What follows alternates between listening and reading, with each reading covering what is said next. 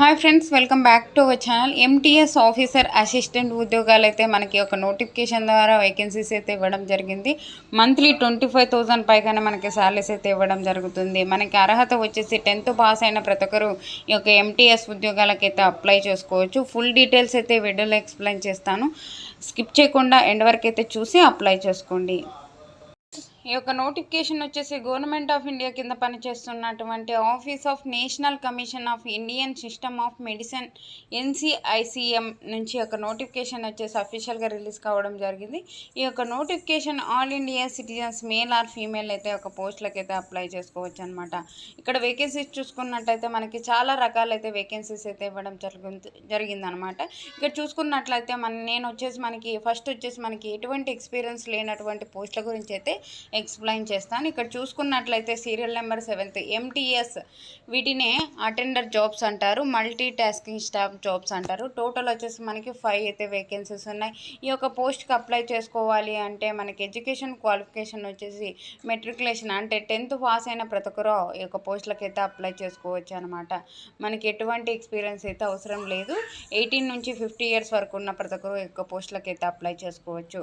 Next వచ్చేసి ఒక ఉద్యోగాలకి సెలెక్ట్ అయినట్లయితే ఒక జాబ్ వచ్చినట్లయితే మనకి ఒక శాలరీ వచ్చేసి 20,000 పైగానే మనకి శాలరీస్ అయితే ఇవ్వడం జరుగుతుంది అనమాట. నెక్స్ట్ వచ్చేసి మనకి ఆఫీస్ అసిస్టెంట్కి సంబంధించి అయితే 7 అయితే వేకెన్సీస్ ఉన్నాయి. ఈ యొక్క జాబ్కి అప్లై చేసుకోవాలి అంటే ఏ విభాగంలో గ్రాడ్యుయేషన్ కంప్లీట్ చేసిన అంటే బీటెక్ బీఫార్మసీ చేసిన యొక్క పోస్టులకు అయితే అప్లై చేసుకోవచ్చు. ఏ విభాగంలో డిగ్రీ కంప్లీట్ చేసిన యొక్క పోస్టులకు అయితే అప్లై చేసుకోవచ్చు. మనకి కంప్యూటర్ నాలెడ్జ్ ఉండాలి, అలాగే టైపింగ్ స్కిల్స్ అయితే ఉన్నట్లయితే ఒక పోస్టులకు అయితే అప్లై చేసుకోవచ్చు. ఎటువంటి ఎక్స్పీరియన్స్ అయితే లేదనమాట.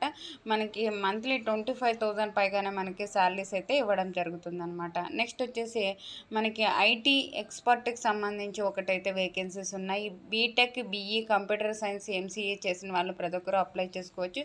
ఏమంటే మనకి 2 years experience in relevant field అని చెప్పిచ్చారనమాట. మనకి 18 నుంచి 35 years వరకు ఉన్న ప్రతి ఒక్కరు యొక్క పోస్టులకి అయితే అప్లై చేసుకోవచ్చు.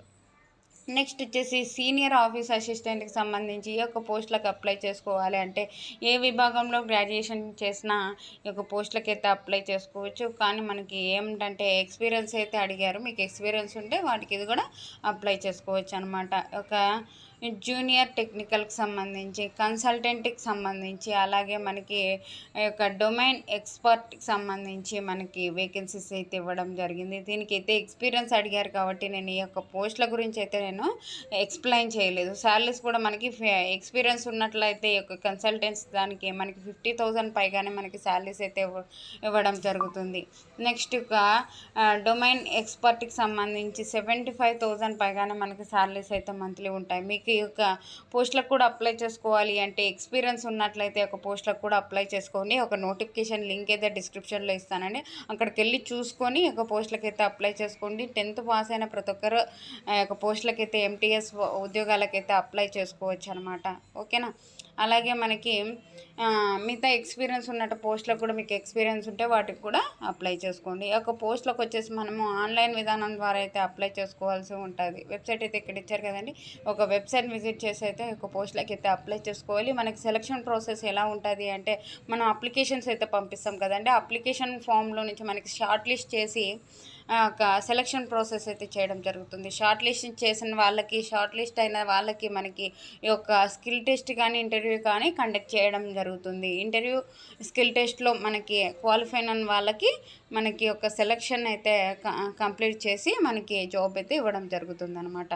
మనకి ఒక పోస్టులకి అప్లై చేసుకోవడానికి లాస్ట్ డేట్ వచ్చేసి మనకి ఇక్కడ ఇచ్చారు చూడండి, 11th February అని ఇచ్చారు. 11th February లోపల ఒక పోస్టులకి అయితే అప్లై చేసుకోవచ్చు. చాలా తక్కువే టైం ఉందని చెప్పుకోవచ్చు. ఓకేనా. దీనికి మనకి ఒక అప్లికేషన్ ఫామ్కి సంబంధించి ఆ అప్లికేషన్ ఫీజు కూడా ఎవరికి ఎంత, జనరల్ కేటగిరీ వాళ్ళకి, OBC, SC, ST వాళ్ళకి, ఎక్స్ సర్వీస్ మ్యాన్కి, అలాగే ఉమెన్స్కి ఎంత, EWS వాళ్ళకి, ఫిజికల్ హ్యాండిక్యాప్డ్కి ఎంత అని చెప్పేసి ఒక నోటిఫికేషన్లోనే మనకి క్లియర్గా అయితే ఇవ్వడం జరిగిందనమాట. మనకి ఒక వెబ్సైట్ కూడా ఇక్కడ ఇచ్చారు. ఒక వెబ్సైట్ విజిట్ చేసి అయితే ఒక పోస్టులకి అయితే మీరు చూసుకొని అప్లై చేసుకోండి. ఒక నోటిఫికేషన్ లింక్ అయితే డిస్క్రిప్షన్లో ఇస్తాను. మంచి నోటిఫికేషన్ ఎవరైనా మిస్ చేసుకోండి. 10th పాస్ అయిన ప్రతి ఒక్కరు అప్లై చేసుకోవచ్చు అనమాట ఎంటీఎస్ ఉద్యోగాలకి. ఓకేనా, 10th క్లాస్ పాస్ అయ్యి ఇంటి దగ్గర ఉన్నటువంటి వాళ్ళకైతే ఒక మంచి అవకాశం అని చెప్పుకోవచ్చు. ఒక నోటిఫికేషన్ లింక్ డిస్క్రిప్షన్లో ఇస్తాను. అలాగే వాట్సాప్ ఛానల్ లింక్ కూడా డిస్క్రిప్షన్లో ఇస్తానండి. వాట్సాప్ ఛానల్లో అయితే జాయిన్ అవ్వండి. నేను చేసే ప్రతి ఒక్క వీడియో మీకు అయితే వెంటనే అందుతుంది అనమాట. ఓకేనా, మీకు వీడియో నచ్చినట్లయితే కంపల్సరీగా లైక్ చేయండి. మీరు లైక్ చేయడం వల్ల నేను మరికొన్ని వీడియోస్ చేయడానికి హెల్పింగ్గా ఉంటుంది. కొంతమంది అయితే సబ్స్క్రైబ్ చేసుకుంటేనే వీడియోస్ చూస్తున్నారు. ప్లీజ్ సబ్స్క్రైబ్ చేసుకుంటే నేను మరికొన్ని వీడియోస్ చేయడానికి నాకు ఎంకరేజ్మెంట్గా అయితే ఉంటుంది. ఓకేనా, థ్యాంక్ యూ అండి. Thank you for watching. Have a nice day.